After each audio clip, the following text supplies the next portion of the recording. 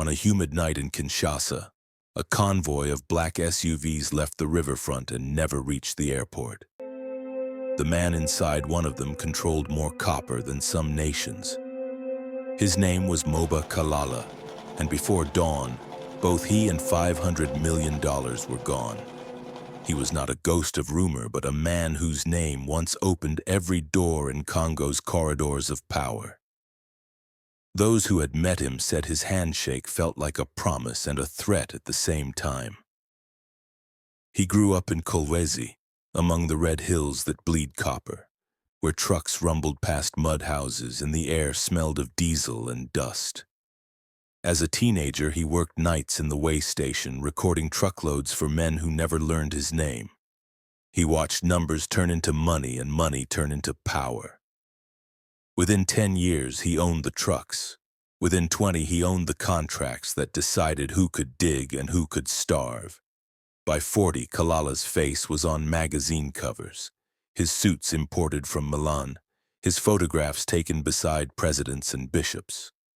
He spoke of building African wealth, but those who worked for him said he kept a book of debts, names written in neat columns marked with red ink when paid and black when not.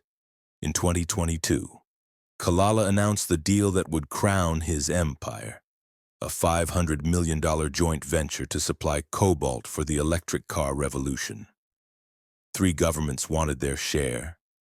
2 rival syndicates claimed the same land, and 1 international bank demanded collateral he did not truly own. Still, cameras flashed, hands were shaken, and Kalala told the world that Africa's future would be built with its own minerals.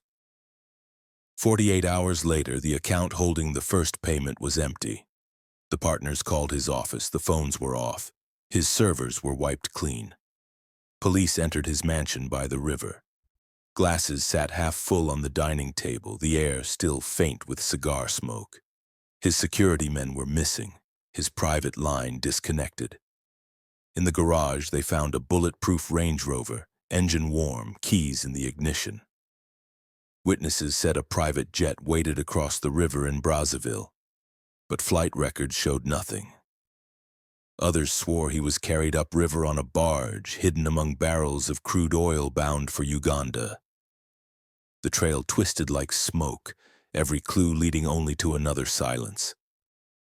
Weeks became months. The copper mine shut down. 3,000 workers sent home. The government blamed his company, his family blamed the government. Banks froze the last of his accounts.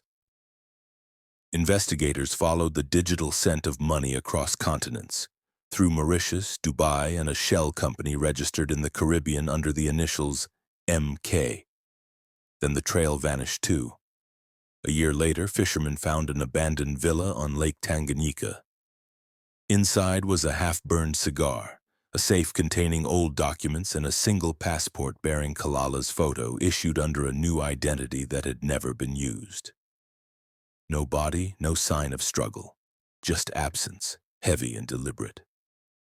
Some whispered that he had been silenced by the same men who financed his deal. Others claimed he lived quietly in the Rwandan hills, watching from afar as new names replaced his on the contracts. 3 years after the disappearance, the cobalt fields reopened under a different company. The same trucks rolled, the same politicians cut the ribbons, the same promises were made. Only the name on the papers had changed. In Africa, money rarely dies, it merely changes hands. Moba Kalala's empire turned to dust, but the dust still shines in the boardrooms, in the speeches, in the eyes of those who swear they have learned from his mistakes.